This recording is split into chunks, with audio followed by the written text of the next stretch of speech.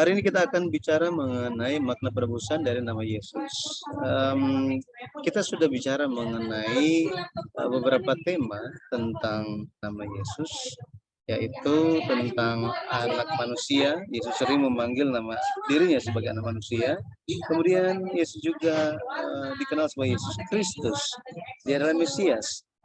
Tapi saya sadar bahwa saya terlewat di pertemuan pertama, yaitu tentang nama Yesus itu sendiri. Makanya di pertemuan ketiga ini kita akan bahas mengenai nama Yesus. Baik, kita lihat bersama-sama mengenai pelajaran ini. Matius 1 ayat 21. Matius 1 ayat 21. Dikatakan, ia akan melahirkan anak laki-laki dan engkau akan menamakan dia Yesus, karena dialah yang akan menyelamatkan umatnya dari dosa mereka. Jadi kita sementara bicara tentang Yesus, bagaimana mengenal dia, mengenal pekerjaannya, mengenal apa yang akan terjadi di akhir zaman lewat makna nama Yesus. Secara khususnya kita telah lihat bahwa nama seseorang juga bicara tentang pekerjaan yang akan dilakukannya. Betul ya? Jadi contoh Abram, Bapa yang agung, Bapa yang agung, Bapa yang tinggi. Tetapi ketika dia diganti namanya, bukan dia yang mengganti namanya, tetapi Tuhan yang mengganti namanya menjadi Abraham. Kenapa? Karena ada pekerjaan lewat namanya. Abraham memiliki makna Bapa banyak bangsa atau Bapa segala bangsa. Di sini kita bisa tahu bahwa ada suatu tujuan Tuhan menjadikan Abraham bukan hanya menjadi penyelamat atau menjadi bapa yang menuntun keluarganya sendiri di dalam jalan Tuhan. Bukan hanya itu saja. Jadi mengajarkan jalan-jalan Tuhan bukan hanya untuk keluarga dia sendiri.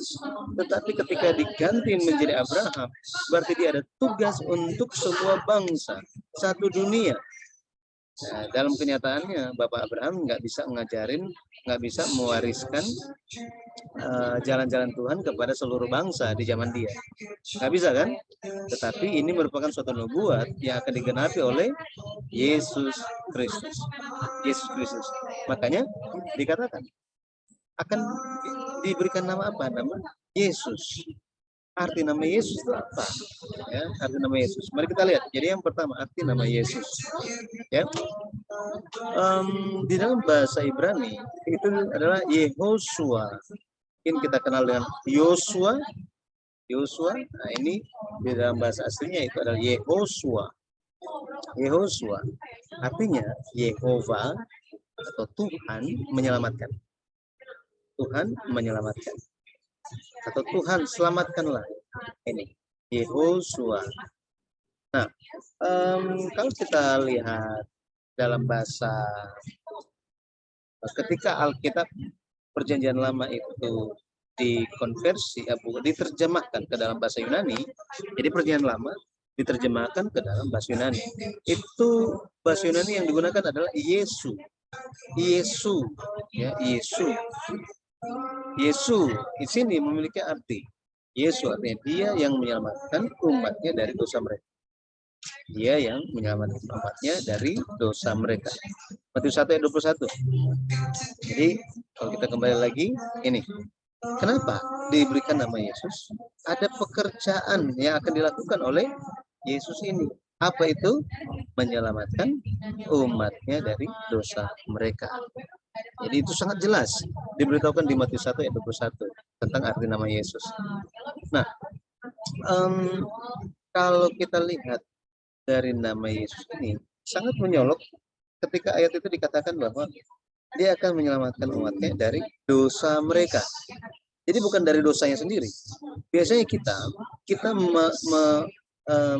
kita menebus sesuatu yang adalah milik kita, betul kan? Misalnya, lagi perlu uang, jadi kita pergi ke Pegadaian, kita gadaikan kalung. Nah, kita mau tebus kalung itu. Kenapa? Karena kalung itu adalah milik kita, kan? Milik kita. Jadi ada masalah kita yang kita ingin selesaikan. Jadi itu adalah masalah kita yang kita selesaikan. Tetapi di sini Yesus datang. Dikatakan bahwa dia datang untuk menyelamatkan bukan dirinya, tetapi menyelamatkan umatnya dari dosa mereka. Artinya apa? Yesus ingin menyelesaikan masalah dosa dari siapa? Umatnya. Dia datang untuk menyelesaikan masalah dosa kita. Makanya di sini Matius 20 ayat 28 dikatakan apa? Kita baca ya.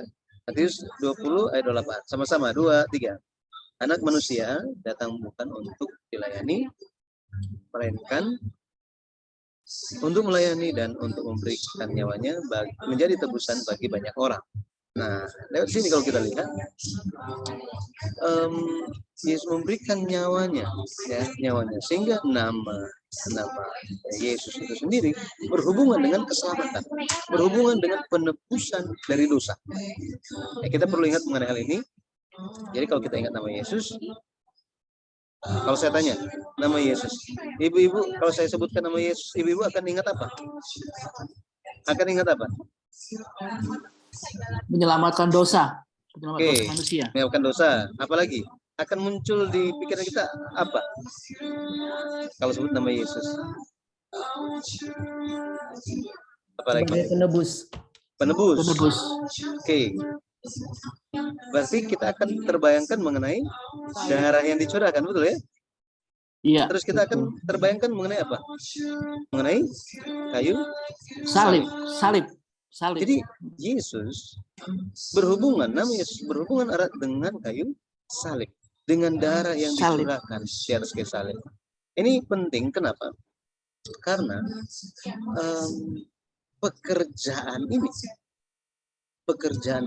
menebus itu hanya terjadi satu kali. Hanya berapa kali? Satu kali. Satu kali. Kenapa penting cuma satu kali? Karena jika orang hanya menanti-nantikan, ya, orang tidak paham dan orang memahami, sekali lagi, jika orang salah memahami, maka mereka pikir tebusan itu akan berlaku selama-lamanya, dalam pengertian begini, ya mau bertobat nanti ajalah, mau memiliki iman nantilah, kan yang penting percaya Yesus selamat. Ya nantilah, nanti Tuhan datang juga, Tuhan akan penuh kasih, Dia akan menyelamatkan saya. Maka orang yang salah paham akan ketinggalan. Ketika Tuhan datang, itu tidak akan ada hubungan dengan orang berdosa lagi. Ini luar biasa. Makanya kita harus menjadi orang benar. Jika kita meskipun secara KTP itu orang benar, tetapi dalam perbuatan, dalam pemikiran, dalam perkataan itu tidak ada unsur kebenaran, maka kita over pede nanti, ya, umat Tuhan bisa over pede. Ketika Tuhan datang kembali, Tuhan bilang apa? Saya nggak ada hubungan dengan kamu. Saya nggak ada hubungan. Makanya sangat penting kita menyadari bahwa apa? Hari ini nama Yesus sangat berharga bagi kita. Maka kita harus pegang terus. Artinya apa? Biarlah kita menjadi orang yang selalu atau tetap benar sampai akhir. Ya. Jadi nama Yesus, kita akan bahas lagi nanti mengenai hubungan atau perbandingan antara nama Yesus di akhir zaman, ya, di akhir zaman.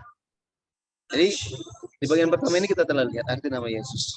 Nama Yesus berhubungan dengan penyelamatan atau berhubungan dengan penebusan dari dosa. Oke, yang kedua kita akan lihat kapan nama Yesus ini diberikan. Kapan nama ini diberikan? Biasanya kita kalau ada anak, oh ya ini lagi hamil, kita ketemu dengan ibu hamil gitu ya. Oh nanti mau dikasih nama apa? Ada begitu kan? Mau kasih nama apa ini? Atau pas lahir, oh bayinya akan dikasih nama siapa gitu, ya kan? Jadi udah seperti itu. Nah di sini mungkin ada ibu-ibu yang mungkin sebelum hamil sudah ingin kasih nama anaknya siapa? Ada nggak dari antara kita? Sudah ada? Jadi baru menikah terus langsung oke, nanti kalau kita punya anak mau kasih nama siapa gitu. Ada? Kalau ada maka mirip dengan peristiwa berikut ini. Ya, jadi kalau kita lihat biasanya pada umumnya setelah hamil atau dapat anak baru nama itu diberikan. Ya, nama itu diberikan. Tetapi menjadi tradisi orang Yahudi, nama itu baru diberikan setelah disunat. Ini unik sekali. Jadi belum boleh kasih nama. Jadi ketika dia lahir belum ada nama. Hari kedua, ketiga, keempat, hari ke-8 baru dikasih nama. Nah, Lukas 2 ayat 21 dikatakan, dan ketika genap 8 hari dan ia harus disunatkan, ia diberi nama Yesus, yaitu nama yang disebut oleh malaikat sebelum ia dikandung ibunya. Jadi nama ini diberikan kapan? Sebelum Maria mengandung. Kalau kita lihat di Lukas 1 ayat 31, ini peristiwanya. Malaikat Gabriel datang kepada Maria, ya, dan kebetulan di sini ada juga nama yang sama gitu ya.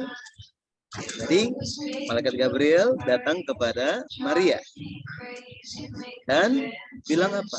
Sesungguhnya engkau akan mengandung dan akan melahirkan seorang anak laki-laki, dan hendaklah engkau menamai dia Yesus. Artinya apa?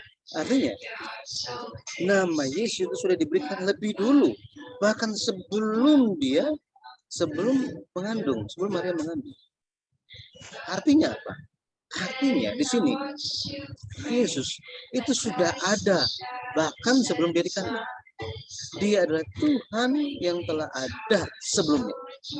Dia adalah Tuhan yang keberadaannya sudah ada sebelumnya. Istilah kerennya itu pre-existence. Pre-existence. Jadi sudah ada sebelumnya. Maka kalau kita lihat, ya, kalau kita lihat mengenai Yesus ini,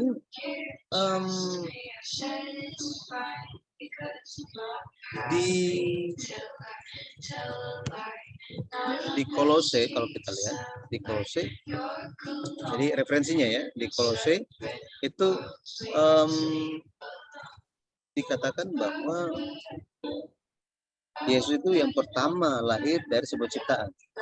Tapi kalau kita lihat Kolose 1 ayat 15, ini bukan artinya Yesus itu lahir ya, tetapi artinya dia sudah ada sebelum semuanya diciptakan. Kolose 1 ayat 15. Kolose 1 ayat 17 dikatakan dia ada sebelum semuanya ada. Kolose 1 ayat 17. Nah, kalau kita lihat Yohanes Pembaptis, ya, mengenai Yohanes Pembaptis, dikatakan bahwa Yohanes Pembaptis ini dia itu beda 6 bulan dengan Yesus. Yohanes Pembaptis beda 6 bulan mereka. Tetapi apa yang menjadi pengakuan Yohanes Pembaptis? Yohanes 1 ayat 30 dikatakan, dialah yang kau maksud ketika kukatakan kemudian daripadaku akan datang seorang yang telah mendahului aku, sebab dia telah ada sebelum aku. Jadi Yesus memperkenalkan, Yohanes Pembaptis memperkenalkan Yesus seperti ini. Dia sudah ada sebelum aku. Dia sudah ada sebelum aku. Jadi sekali lagi, nama Yesus sudah diberikan kapan? Sebelum dia dikandung. Ini menunjukkan bahwa dia sudah ada sebelum segalanya. Keberadaannya sudah ada sebelumnya. Nah, sekarang kita akan lihat waktu ketika nama itu disebutkan. Yang kedua tadi kita udah lihat kapan diberikan namanya kan? Tapi kapan disebutkan? Kapan disebutkan? Biasanya setelah lahir, dokter akan tanya, ini kasih nama apa? Gitu kan, kita langsung sebutkan namanya. Tetapi tadi saya bilang bahwa tradisi dari orang Yahudi itu berbeda, harus tunggu 8 hari. Lukas 2 ayat 21 dikatakan begini. Lukas 2 ayat 21. Dan ketika genap 8 hari dan dia harus disunatkan, ia diberi nama Yesus, yaitu nama yang disebut oleh malaikat sebelum dia dikandung ibunya. Jadi kita bisa tahu kan selama 8 hari kalau misalnya keluarga datang, ini namanya siapa? Ada aja namanya. Namanya siapa? Iya nanti. Siapa namanya? Nanti. Tunggu. Setelah disunat. Ya. Pada hari yang ke-8 baru diberi nama. Baru disebut namanya. Nah, di sini kita bisa lihat begini. Kenapa? Di sini ada satu peristiwa yang menandakan menjadi titik tolak. Oh, di waktu inilah dia boleh disebutkan namanya. Boleh disebutkan namanya. Kapan itu? Setelah disunat. Jadi maksud di sini apa? Bahkan ini memunculkan suatu pertanyaan. Pertanyaannya apa? Kenapa Yesus perlu disunat? Betul kan? Sunat itu merupakan tanda bahwa orang tersebut merupakan bagian dari komunitas perjanjian. Komunitas perjanjian. Ini membedakan antara umat Tuhan dan bukan. Antara umat Tuhan dan bukan. Coba kita lihat di Kejadian 17. Kejadian 17 ayat 10 sampai 12. Ayat 10 sampai 12.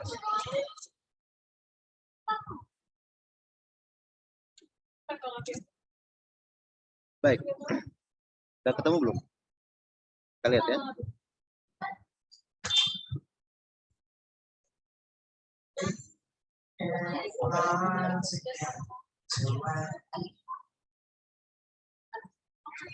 Oke. Kejadian 17 ayat 10 sampai 12. Inilah perjanjianku yang harus kamu pegang. Perjanjian antara aku dan kamu serta keturunanmu, yaitu setiap laki-laki di antara kamu harus disunat. Haruslah dikerat kulit katanmu, dan itulah akan menjadi tanda perjanjian antara aku dan kamu. Anak yang berumur 8 hari haruslah disunat, yakni setiap laki-laki di antara kamu, turun-temurun, baik yang lahir di rumahmu maupun yang dibeli dengan uang dari salah seorang asing, tetapi tidak termasuk keturunanmu. Ya, jadi kalau kita lihat, bukan hanya keturunan Abraham saja, tetapi semua yang ada di dalam rumahnya itu harus disunat. Bahkan mengenai sunat ini, kan sunat adalah merupakan suatu tanda seseorang itu menjadi bagian dalam komunitas perjanjian. Dia diakui sebagai umat Tuhan. Misalnya ada orang yang bukan orang keturunan Abraham, mereka mau menjadi bagian dari umat Tuhan. Ya. Caranya gimana? Dia harus disunat. Kemudian kembali lagi, jadi 8 hari, harus tunggu 8 hari, ya, baru namanya itu dipanggil. Artinya apa? Artinya sebelum seseorang itu atau seorang anak itu diakui sebagai bagian dari umat perjanjian, sebelum seorang anak itu diakui sebagai umat Tuhan, maka tidak bisa memanggil namanya. Namanya baru bisa disebutkan setelah dia sah. Contoh, ini contoh yang berbeda, tetapi ya intinya kira-kira seperti itu. Misalnya, ibu-ibu dulu gitu kan, dengan bapak gitu ya, suami istri, ketika acara pernikahan, janji pernikahan, sebelum masuk pas datang ke gereja, apakah sudah panggil suami istri? Belum kan? Mesti disahkan dulu kan? Mesti sahkan dulu, diberkati, apakah engkau setelah dinyatakan oleh pendeta, sekarang engkau dinyatakan dalam nama Tuhan Yesus, engkau adalah suami dan istri, ya kan? Mereka tidak lagi dua, melainkan mereka satu. Ya, tidak boleh dipisahkan manusia. Nah, di saat itulah baru resmi sebagai istri, resmi dipanggil sebagai suami. Tapi kalau belum ditetapkan acaranya, belum dilakukan acaranya, itu tidak layak untuk dipanggil, betul ya? Masalahnya zaman sekarang ini banyak yang sudah panggil suami istri bahkan nggak menikah, gitu ya. Nah, ini masalah zaman sekarang, ya masalah. Tapi kalau kita lihat, Imamat 12 ayat 3, Imamat 12 ayat 3. sebelum seseorang menjadi umat perjanjian, maka ia tidak berhak untuk dipanggil namanya. Sekarang, kita kembali kepada Yesus Kristus. Apakah Yesus perlu disunat? Apakah Yesus perlu melewati suatu acara yang akan mensahkan dia, oh kamu adalah umat perjanjian? Apakah perlu? Lebih lagi, kan bicara mengenai umat perjanjian, menjadi umat perjanjian Tuhan, berarti kan itu adalah diakui sebagai mereka adalah orang berdosa, makanya mereka perlu menjaga hukum Taurat dan perlu melakukan hukum Taurat itu. Jadi siapa yang melakukan hukum Taurat? Mereka yang telah jatuh dalam dosa. Dan pertanyaannya, apakah Yesus ada dosa sehingga dia harus disunat? Nggak ada kan? Dia tidak ada dosa. Dia tidak ada dosa.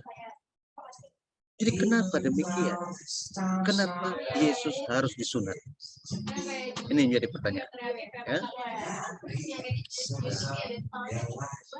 Kita lihat, ya, kita lihat. Jadi ini tadi ayat yang saya sebutkan, Imamat 12 ayat 3, Lukas 2 ayat 1. Kenapa Yesus disunat? Yang pertama, untuk menyelamatkan orang berdosa, Yesus turun ke tingkatan orang berdosa. Untuk menyelamatkan orang berdosa, Yesus turun ke tingkatan orang berdosa. Di Ibrani 2 ayat 17, Ibrani 2 ayat 17 dikatakan bahwa itulah sebabnya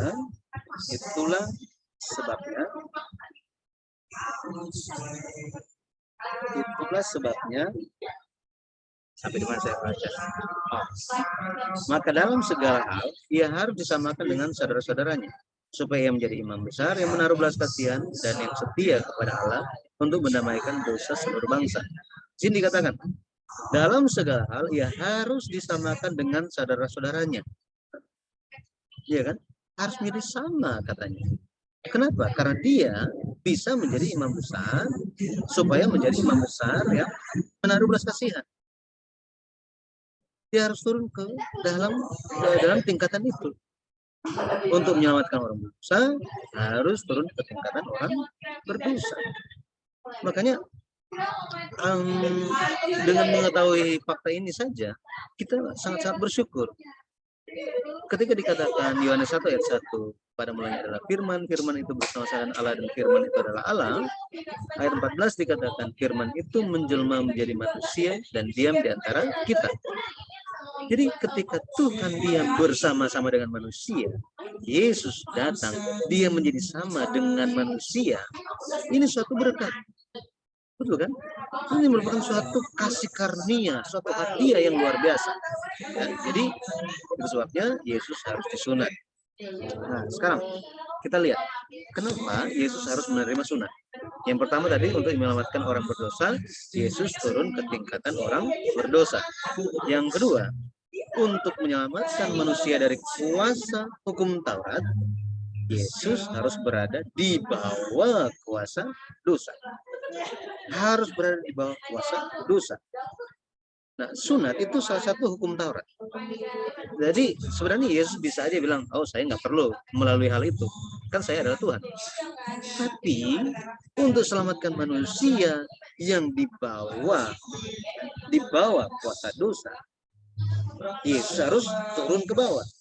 Contohnya begini, misalnya ya gitu ya, Ibu Nini misalnya lagi berenang, coba berenang, terus tenggelam gitu. Ternyata belum mahir banget gitu untuk berenang, gitu kan.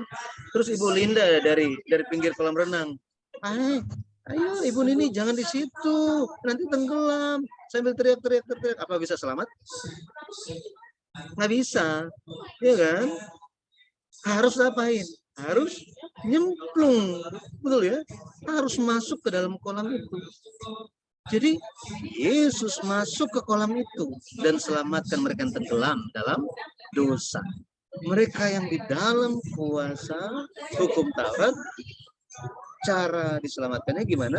Yesus harus masuk turun ke bawah kuasa dosa, kuasa hukum Taurat itu, baru dia bisa memberikan keselamatan. Coba kita bisa baca Galatia 4 ayat 4 dan 5. Galatia 4 ayat 4 dan 5. Tetapi setelah genap waktunya, maka Allah mengutus anaknya yang lahir dari seorang perempuan dan takluk kepada hukum Taurat. Ia diutus untuk menebus mereka yang takut kepada hukum Taurat, supaya kita diterima menjadi anak. Ini luar biasa. Luar biasa kan? Kadang-kadang kita pikir, kenapa sih Tuhan harus datang sebagai manusia? Kenapa Yesus harus disalib? Kenapa Yesus harus disunat? Kenapa Yesus itu harus tunduk kepada hukum Taurat? Kenapa? Supaya dia bisa menebus kita yang takut kepada hukum Taurat. Supaya apa? Supaya kita bisa diterima menjadi anak. Bisa diterima sebagai anak. Contoh, misalnya kita adalah kita melayani di dalam gereja, kita melayani dan kita lihat ada yang sebentar dilatih untuk menjadi pelayan Tuhan, untuk menjadi misalnya menjadi diaken atau misalnya menjadi usher, untuk menjadi usher. Nah, cara kita melatih dia bagaimana?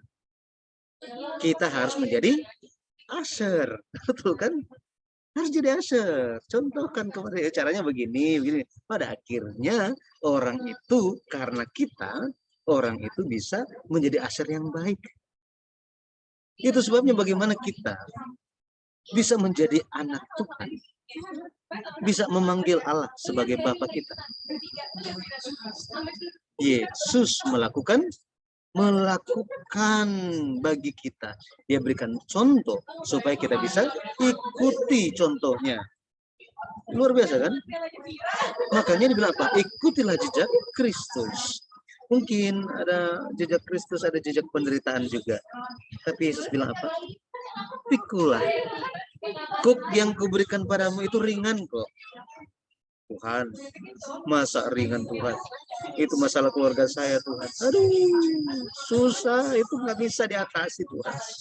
Aduh, susah. Orang itu kayak gini, kayak gitu. Oh Tuhan, pendeta saya, waduh, itu seperti ini, majelisnya begini. Aduh, itu masalah di pekerjaan saya. Aduh, terlalu sulit, bagaimana untuk bisa melewatinya. Tapi Tuhan bilang apa? Ringan. Coba berserah kepadaku. Ketika kita berserah kepada Tuhan dan kita memikul kasih karunia Tuhan, menjalankannya dengan rendah hati, kita jalankan dengan taat, pada akhirnya semua terasa lebih ringan. Betul kan? Sekarang begini, apakah bisa kita misalnya bertahun-tahun kita nggak suka dengan orang nggak suka kepada kita? Ini kan suatu beban pikiran kan? Setiap ketemu dengan orang itu gimana rasanya coba? Aduh, buat apa sih orang itu ada datang di gereja? Tuhan, boleh nggak sih orang itu nggak ada di gereja? Tuhan bilang apa? Kira-kira kita mau harapkan Tuhan jawab apa? Oh, kamu nggak suka orang itu ke gereja? Ya udah, nanti saya akan buat orang itu nggak datang lagi. Nanti saya akan buat orang itu ke neraka aja. Apakah Tuhan akan lakukan itu? Nggak mungkin, betul kan? Dia tidak mungkin lakukan itu. Justru dia akan membuat kita apa? Dia akan membuat kita makin berat lagi. Supaya kita akhirnya bertanya, Tuhan gimana caranya sih supaya beban ini bisa dilepaskan. Tuhan bilang apa? Ampunilah. Itu banyak kesaksian mengenai hal ini, betul kan? Ketika ada pengampunan di dalam nama Yesus, maka semua beban itu bisa dilepaskan. Pada akhirnya kita bisa memberikan contoh sebagai anak-anak Tuhan yang benar. Anak-anak Tuhan yang benar. Kita memberi contoh lewat apa? Hanya lewat perkataan saja? Nggak bisa. Harus apa? Dengan perkataan, dengan perbuatan. Tampakkanlah iman kita. Betul ya? Terang Tuhan kan nggak boleh ditutup-tutupin. Harus terus bersinar.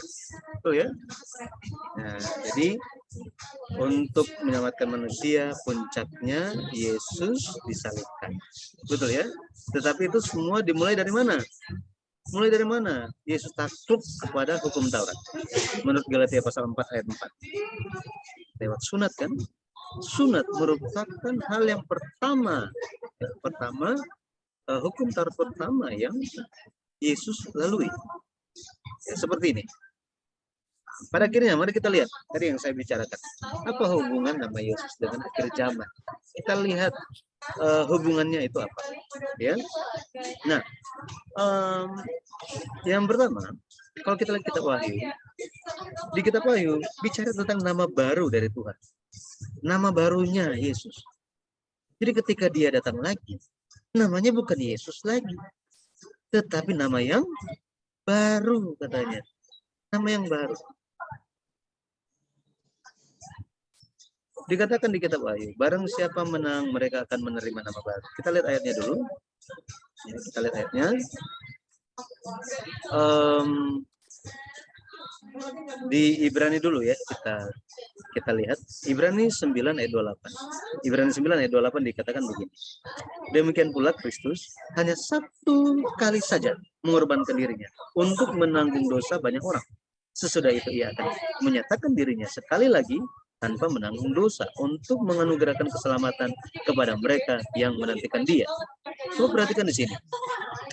Bagian A dikatakan bahwa Kristus hanya satu kali saja mengorbankan dirinya untuk menanggung dosa banyak orang. Ini bicara sesuai dengan arti nama Yesus. Betul kan? Arti nama Yesus kan? Tetapi bagian B dibilang apa? Sesudah itu ia akan menyatakan dirinya sekali lagi tanpa menanggung dosa. Jadi ketika Tuhan datang kembali, sudah nggak ada hubungan dengan dosa. Nggak ada hubungan dengan orang yang berdosa, tetapi hanya berhubungan dengan orang-orang yang menantikan dia. Makanya berbahagia kita yang menantikan Tuhan. Sangat-sangat berbahagia. Haleluya. Ya. Kita juga ingin supaya bukan cuma kita kan. Bayangkan orang dalam seumur hidupnya percaya Tuhan. Mereka hanya tahu tentang Yesus saja. Tentang Yesus. Mereka hanya berpikir bahwa apa? Oh ya, yang penting percaya Yesus sudah selamat. Tetapi tanpa mengetahui fakta ini, bisa-bisa mereka ketika Tuhan datang, ini mereka pikir bahwa apa? Oh Tuhan, Engkau kan Yesus, Engkau yang akan menyelamatkan saya dari dosa saya, kami dari dosa kami. Waktu itu Tuhan akan bilang apa? Kamu siapa? Aku tidak mengenalmu. Itu kan sangat kasihan kan? Itu sebabnya betapa pentingnya umat Tuhan untuk mempelajari firman, untuk melihat Alkitab dari sudut pandang sejarah penebusan. Ya. Jadi saat ini sambil kita menantikan Tuhan, mari kita mengalahkan diri kita. Karena the biggest enemy katanya apa? Me, ada 3. Me, myself, and I. 3 musuh yang terbesar. Me, myself, and I. Nah, jadi dengan mengenal hal ini, kita perlu untuk memperhatikan bahwa ya ada perbedaan pekerjaan Tuhan saat dia datang pertama kali dan saat dia datang kembali. Ketika datang pertama kali menanggung dosa, tetapi ketika datang lagi tidak lagi ada hubungan dengan dosa. Seperti ini, ya, seperti ini. Nah, makanya kita semua ya, perlu mengetahui fakta ini. Ketika Tuhan datang kembali, Tuhan yang kita nantikan itu datang kembali, kita benar-benar harus bisa bertahan berdiri di depan Tuhan. Ya memang ada yang bilang, siapa yang tahan berdiri di depan Tuhan? Betul ya? Siapa yang tahan berdiri di depan Tuhan? Kemuliaannya katanya 7 kali lebih terang daripada terangnya matahari. Kita aja mau lihat matahari udah kayak, meskipun sudah misalnya ibu gitu ya, ibu pendeta sudah ambil katarak ya, tetap nggak bisa ini kan, meskipun masalah katarak udah selesai nggak bisa lihat matahari langsung kan, nggak bisa. Ya nggak boleh kena silau matanya. Nggak boleh. Tapi bisa bayangkan kalau misalnya ya, kita semua matanya sehat, tetapi kita tiba-tiba berdiri di hadapan Tuhan yang kemuliaannya 7 kali lebih terang daripada matahari. Sanggup nggak kita? Jika ada kegelapan di dalam kita, maka kita tidak akan sanggup. Nggak akan sanggup. Kita perlu menjadi anak-anak terang. 1 Tesalonika pasal 5, nanti bisa baca di situ. Anak-anak terang. Anak-anak terang. Hanya anak-anak terang yang akan menyambut kedatangan Tuhan. Anak-anak gelap akan ngapain? Akan lari semuanya, bersembunyi. Tetapi mereka tidak bisa bersembunyi. Seperti ini. Jadi, membuat kita bertanya. Jadi, nama baru Yesus ini akan diberikan kepada siapa? Kan? Akan diberikan kepada siapa? Nama baru Yesus. Ya.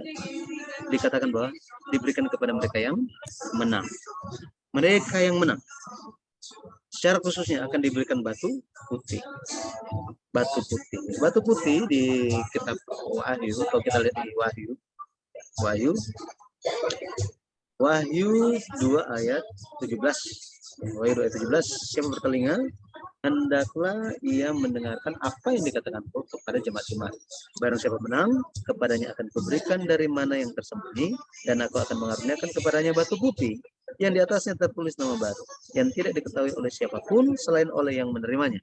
Kenapa batu putih? Jadi zaman dulu, waktu pengadilan itu, ada suatu tradisi, mereka yang menang pengadilan, itu diberikan batu putih. Ini, jadi batu putih menunjuk kepada sosok yang menang, pihak yang menang. Nah, dikatakan di atas batu putih ini ada nama baru katanya. Siapa yang ketahui bisa tahu nama ini? Hanya mereka yang menerimanya yang bisa tahu nama baru. Tetapi jika demikian, nama baru hanya diketahui oleh orang yang menerimanya, berarti siapa yang menerima ini? Itu adalah orang yang menang.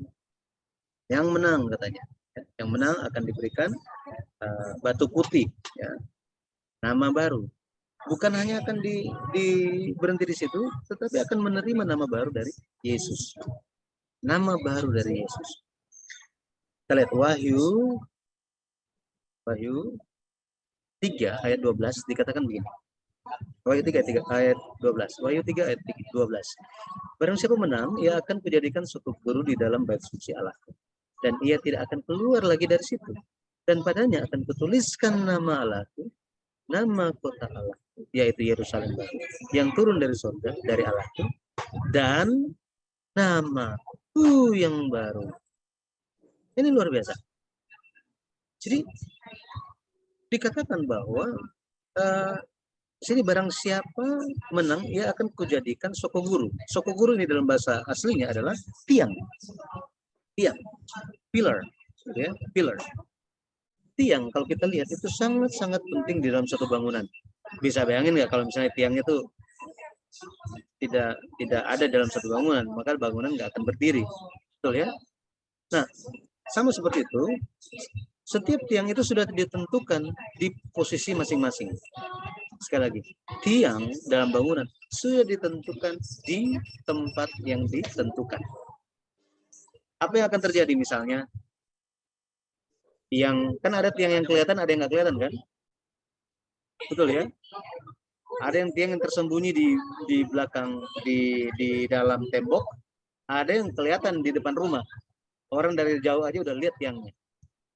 Apa yang terjadi misalnya? Tiang yang nggak kelihatan, yang tersembunyi di bagian WC itu gitu ya, di tembok bangunan WC. Tiang-tiang di situ bilang, kita kok nggak dilihat orang ya, nggak diakui orang. Kita semua mau protes, kita mau demo, kita mau pindah di depan aja semuanya. Tiba-tiba apa? Tiba-tiba semua tiang yang lain juga bilang, oh, kok cuma kamu yang di depan sana? Saya juga mau ke depan sana. Akhirnya pergi ke depan semuanya. Apa yang terjadi kepada bangunan itu? Roboh kan? Roboh, ya, hancur. Jadi demikian pun anak-anak Tuhan. di gereja, tempat kita melayani, ada posisi-posisi penting bagi kita sebagai pekerja Tuhan. Mari kita menjadi tiang yang setia, betul ya? Supaya apa? Supaya pekerjaan itu terus tinggal tetap menaungi banyak orang, membuat banyak orang bisa mengenal Tuhan, mempersiapkan umat Tuhan sebagai umat yang menantikan Tuhan. Makanya dikatakan ada nama Allah akan dituliskan. Perhatikan di situ. Wahyu pasal 3 ayat 12. Akan dijadikan soko guru di dalam bait suci Allahku. Artinya apa? Ini sangat penting posisinya. Ini luar biasa. Gitu ya, luar biasa. Terus dikatakan tidak akan keluar lagi dari situ. Haleluya gitu ya. Dan padanya akan kutuliskan nama Allah. Jadi kalau misalnya ya, kalau zaman dulu, kalau zaman sekarang mungkin sapi-sapi di peternakan masih gitu ya. Itu kasih cap kan, di pantatnya dikasih cap ya. Dikasih cap, misalnya miliknya Ibu Vina, oh ini sapinya milik Ibu Vina. Jadi ada tulisan di situ gitu kan. Nah, jadi tanda kepemilikan. Sama seperti itu dikatakan bahwa apa? Bahwa mereka yang menjadi soko guru, yang menjadi pilar dalam bait suci, kepada mereka akan dituliskan nama Allahku. Artinya kita menjadi milik Allah. Terus nama Yerusalem baru. Artinya apa? Kita menjadi owner di dalam Yerusalem baru. Makanya ketika kita datang ke gereja, kita datang ke tempat pelayanan, kita ada persekutuan ini ya, setiap hari Jumat persekutuan Ikhlus, hari Kamis pagi persekutuan Ikhlus. Ini merupakan milik kita yang berharga. Betul ya? Kita menjadi bagian di dalamnya. Kita ingin supaya banyak orang yang keluarga kita, teman-teman kita yang perlu menerima kasih karunia Tuhan. Sehingga apa? Sehingga kita bisa diakui sebagai, oh ya ini anggota Ikhlus. Seperti ini kan? Nah, jadi dilanjutkan bahwa mereka akan menerima namaku yang baru. Nama siapa? Nama Yesus yang baru. Kalau kita lihat ada nama yang baru kan? Nama yang baru. Wahyu 19 ayat 12. Wahyu 19 ayat 12. Dikatakan bahwa dan matanya bagaikan nyala api, dan di atas kepalanya terdapat banyak mahkota, dan padanya ada tertulis suatu nama yang tidak diketahui seorang pun kecuali ia sendiri. Nah, kita bisa lihat di sini, kita bisa lihat bahwa Wahyu 19 ayat yang ke-12 ini berbicara mengenai Tuhan yang datang kembali. Bagaimana Tuhan yang datang kembali itu diperkenalkan. Dikatakan bahwa apa? Ada nama yang tertulis, tidak diketahui oleh siapapun, hanya Dia sendiri yang tahu. Tetapi kalau kita mundur Wahyu 19 ayat 11, satu ayat, Tuhan diperkenalkan sebagai siapa? Yang setia dan yang benar, katanya. Yang setia dan yang benar. Kemudian ayat yang ke-13. Wahyu 19 ayat 13. Namanya adalah Firman Allah. Firman Allah. Ini mengingatkan kita kepada Yohanes 1 ayat 1.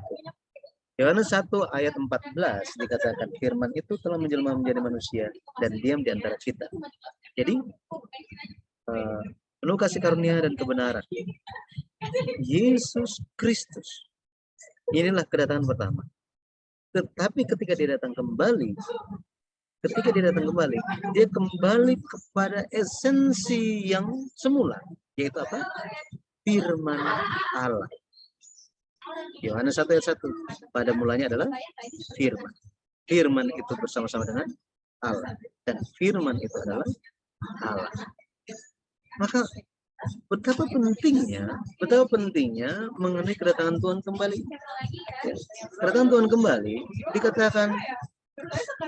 dikatakan bukan suatu nama yang apa ya? Nama yang misalnya gitu kan, nama Yesus misalnya, ya, Yesus kan nama itu unik-unik kan, misalnya ada nah kan ini Mary, jadi ada nama-nama yang unik untuk kita semua, ya. Tapi kalau kita lihat kedatangan Tuhan kembali, dia menyebutkan atau memperkenalkan dirinya sebagai yang setia, yang benar, firman Allah. Ini lebih kepada sosok atau perbuatan atau karakter. Kita lihat ini bentuk kata sifat kan? Bentuk kata sifat. Artinya apa? Artinya siapakah yang bisa mengenal kedatangan Tuhan kembali? Mereka yang setia, mereka yang benar, mereka yang memiliki firman Allah. Seorang ibu bisa mengenal anaknya, betul ya? Bisa mengenal anaknya. Dari mana? Oh, ini anak saya. Atau enggak misalnya gitu ya, misalnya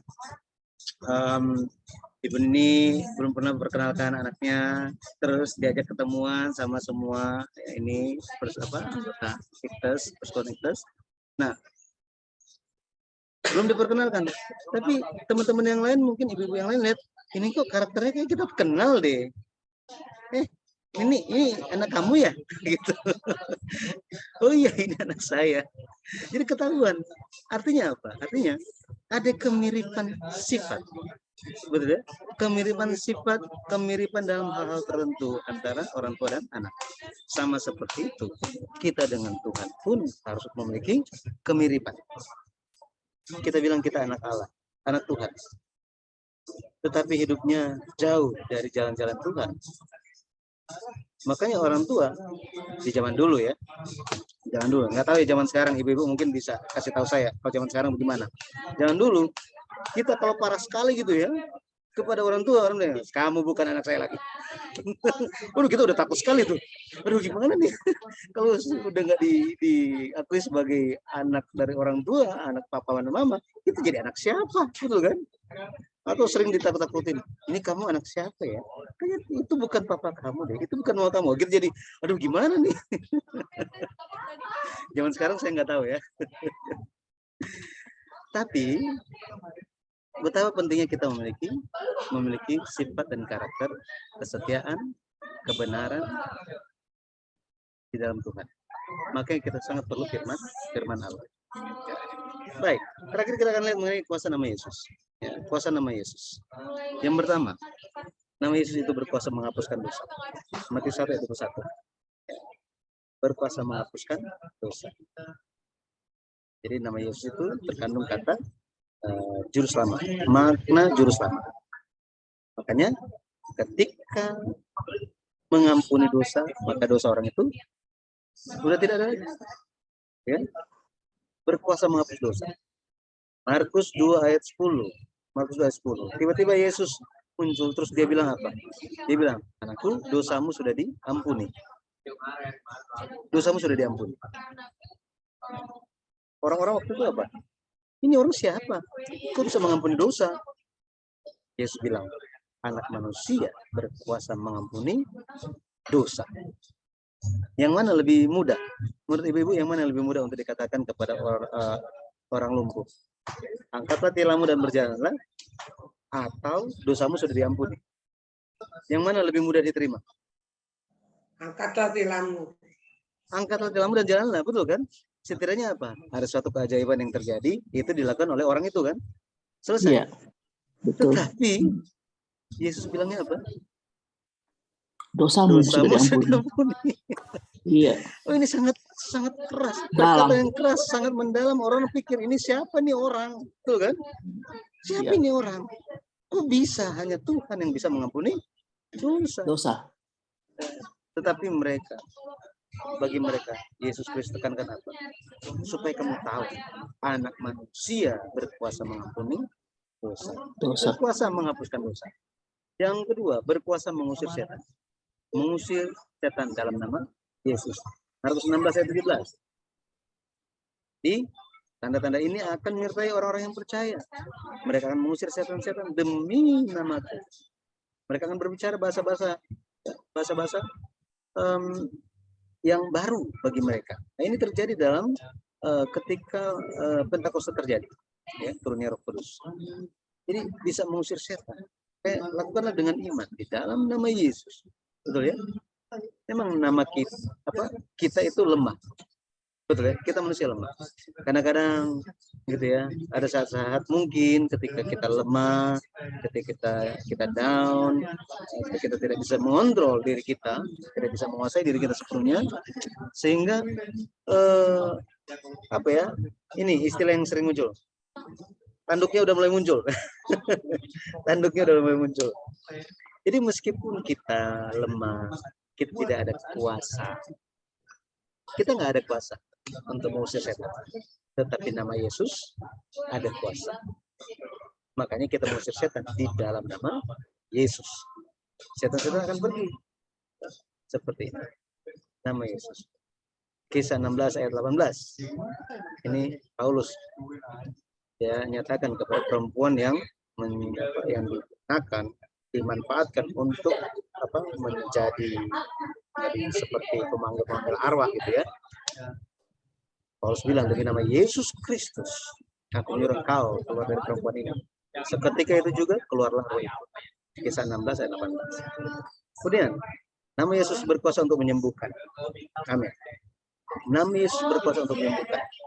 Jadi ketika kita berdoa di dalam nama Tuhan dengan iman, pada akhirnya jawaban itu bukan di dalam tangan kita kan, tetapi di dalam tangan Tuhan, di dalam kuasa Tuhan. Kita lakukan tugas kita dengan iman. Jawaban Tuhan bisa sembuh, bisa juga enggak kan, tetapi kita tetap berharap apa? Kesembuhan dari Tuhan. Seperti ini. Makanya jangan sampai seperti beberapa orang yang lain, ya buat apalah mau doain, udah kayak gini ya sudahlah, Tuhan juga mau dengar, udah seperti ini keadaannya.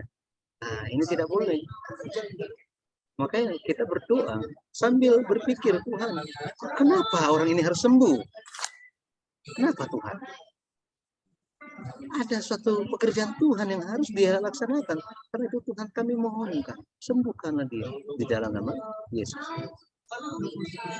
Nah, seperti ini. Jadi kita melihat kehendak Tuhan, pekerjaan Tuhan lewat doa kita.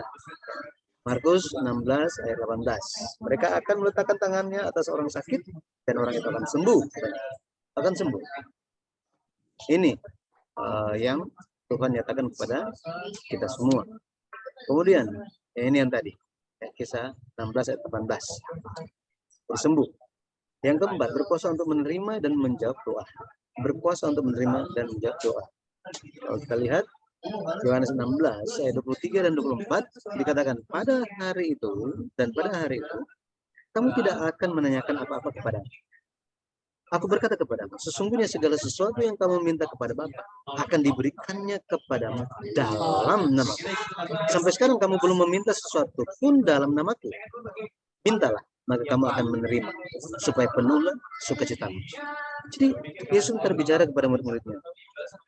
Sampai sekarang ini kamu berdoa kepada Bapa, tapi belum dalam namaku kan? Kamu cuma minta saja, tapi tidak, Bapa, ya kami ada ini, terus apa? Belum ada itu dalam nama Yesus, itu belum ada. Kami berdoa di dalam nama Yesus, ini belum ada. Sampai sekarang belum ada. Tetapi nanti kamu akan berdoa seperti itu. Mintalah, maka kamu akan menerimanya. Minta kepada Bapa, itu akan diberikan kepadamu di dalam namaku. Artinya apa? Artinya doa kita, sasarannya itu adalah kepada Allah Bapa, kepada Bapa. Tetapi sebelum mengakhiri doa, mari kita alaskan di dalam nama Yesus. Seperti ini. Ya, banyak anak-anak STT juga yang belum memahami mengenai hal ini. Jadi saya perlu ingatkan mereka, berdoalah di dalam nama Yesus. Mungkin ada orang yang bertanya, buat apa? Kan yang penting kan Tuhan tahu isi hati kita. Buat apa disebutkan lagi dalam nama Yesus? Karena Tuhan ajarkannya begitu. Betul kan? Kalau Tuhan ajarkan yang lain, kita akan lakukan hal yang lain. Tetapi karena Tuhan Yesus ajarkan seperti ini, mari kita ikut. Bukan karena supaya apa yang pendeta ajarkan, apa yang penginjil ajarkan, apa yang penatua ajarkan. Bukan. Tetapi Yesus ajarkan seperti apa, mari kita ikut apa adanya. Ya. Yohanes 15 ayat 16. Dikatakan di sini, bukan kamu yang memilih aku, tetapi akulah yang memilih kamu. Dan aku telah menetapkan kamu supaya kamu pergi dan menghasilkan buah, dan buahmu itu tetap. Supaya apa yang kamu minta kepada Bapa dalam namaku, diberikannya kepadamu. Yesus sangat menekankan pada hal ini. Ya, jadi kita perlu memperhatikan doa kita, ya, yang kita dalam Tuhan. Oke, berikutnya kuasa untuk kehadiran Yesus. Maksudnya apa? Matius 18 ayat 20. Sebab di mana 2 atau 3 orang berkumpul dalam namaku, di situ aku ada di tengah-tengah mereka. Artinya apa? Artinya ketika kita berdoa memohonkan Yesus untuk hadir di tengah-tengah kita, maka Tuhan itu akan hadir. Kita hari ini kita berkumpul bukan atas nama Yudi, bukan kan? Bukan atas nama siapa-siapa, tetapi kita berkumpul di dalam nama Tuhan Yesus. Artinya apa? Artinya kita membicarakan tentang Tuhan, kita membicarakan tentang Yesus. Ketika kita lakukan hal ini, maka Tuhan pun ada bersama dengan kita. Jadi meskipun tidak kelihatan, Tuhan itu lagi ikut Zoom bersama-sama dengan kita. Kalau kita lihat partisipan ini hanya 19 orang, sebenarnya ada 20. Karena ketika kita berkumpul di dalam nama Yesus, Yesus hadir. Ya. Makanya ketika kita berdoa, mari kita berdoa di dalam nama Yesus, bersekutu di dalam nama Yesus. Persekutuan itu haruslah di dalam nama Yesus. Kalau dalam suatu persekutuan tidak ada, bukan di dalam nama Yesus, maka ada banyak masalah yang bisa terjadi. Oh, emangnya persekutuan di gereja sekalipun itu pun di dalam nama Yesus, tetap aja masalah terjadi. Jadi gimana? Meskipun masalah terjadi, tetapi Tuhan akan memberikan solusi. Betul ya? Jalan kedua, gimana baiknya. Makanya ketika kita menjalani kehidupan iman, mari kita memohonkan hikmat dari Tuhan untuk bisa berdoa, memohon kepada Tuhan atas hal-hal yang kita perlukan untuk kemuliaan Tuhan. Yakobus 1 ayat 5 dikatakan di situ, ayat 5, 6 dan 8 ya. Ayat 5, tetapi apabila di antara kamu ada yang kekurangan hikmat, hendaklah ia memintakannya kepada Allah, yang memberikan kepada semua orang dengan murah hati dan dengan tidak membangkit-bangkit, maka hal itu akan diberikan kepadanya. Ayat 6, hendaklah ia memintanya dalam iman dan sama sekali jangan bimbang. Sebab orang yang bimbang sama dengan gelombang laut yang diombang-ambingkan kian kemari oleh angin. Ayat 8.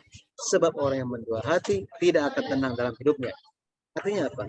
Jadi ketika kita berdoa, sebelum kita berdoa, mari kita mencari kehendak Tuhan. Kita mohon tuntunan lewat firman. Mari kita mengingat firman. Mari kita mengingat apa sih yang menjadi kehendak Tuhan dalam kita. Apa yang menjadi kehendak Tuhan lewat hal yang sedang terjadi di depan kita. Dan mari kita doakan. Kita doakan dengan apa? Dengan iman. Meminta dalam iman. Jangan bimbang. Jangan bimbang. Dengan demikian kita akan menerima setiap jawaban doa kita. Haleluya. Jadi saya berdoa dalam nama Yesus Kristus, kita semua bisa senantiasa memegang nama Yesus sampai akhir. Memegang nama Yesus sampai akhir. Kita dilatih dalam kehidupan kita untuk berjalan di dalam nama Tuhan. Supaya dalam setiap hal yang kita lakukan, Tuhan akan membukakan jalan. Tuhan yang dimuliakan. Haleluya. Amin. Amin.